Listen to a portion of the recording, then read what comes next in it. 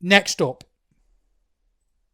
we had one of the best matches I have ever seen live. Tomohiro Ishii beating Luke Jacobs. Now, you know, if you've been listening to the show for a while, that we are all in now on Luke Jacobs. He's a lad from Manchester. He's from my neck of the woods. I feel like I've been watching him for years and years and years. It seemed like he was on all the local shows near me, and we've seen him work his way up gradually and gradually and gradually.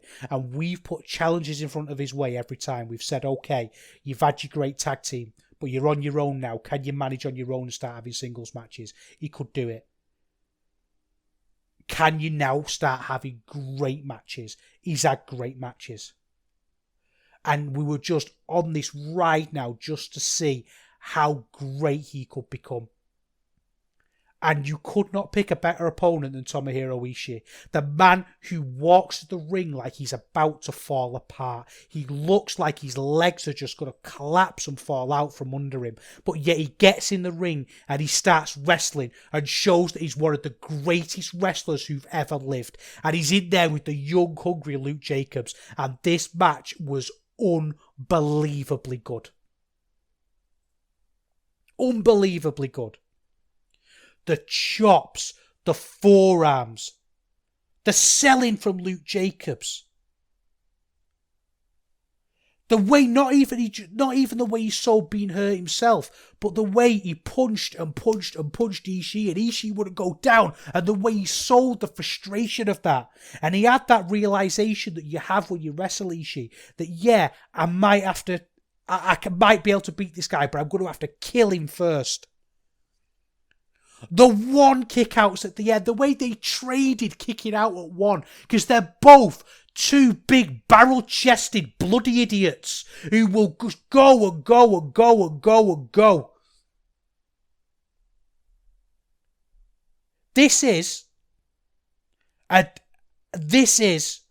the performance from Luke Jacobs. Luke Jacobs was the best wrestler this weekend. Luke Jacobs was the best wrestler this weekend. We're asking, how far could he go? How good could he get? And he had the best wrestling match.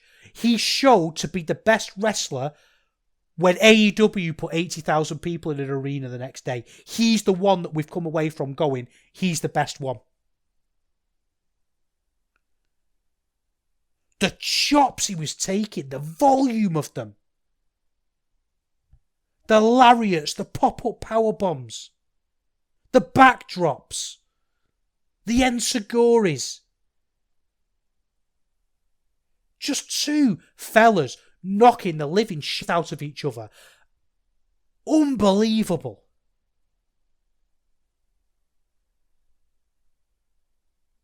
I'm going 5 stars on it. I don't care. It might be the live bump. I don't know. I think really carefully about my 5 stars. And I really want to make sure that when I'm saying 5 stars, it's there. And most of the time, 99% of the time, like Ospreay Omega from Tokyo Dome, you finish the match and you go, yeah, 5 stars. That's one of the best matches of all time. And sometimes you think of star ratings, I feel, as being a little bit more objective. There's none of your subjectivity piled into it.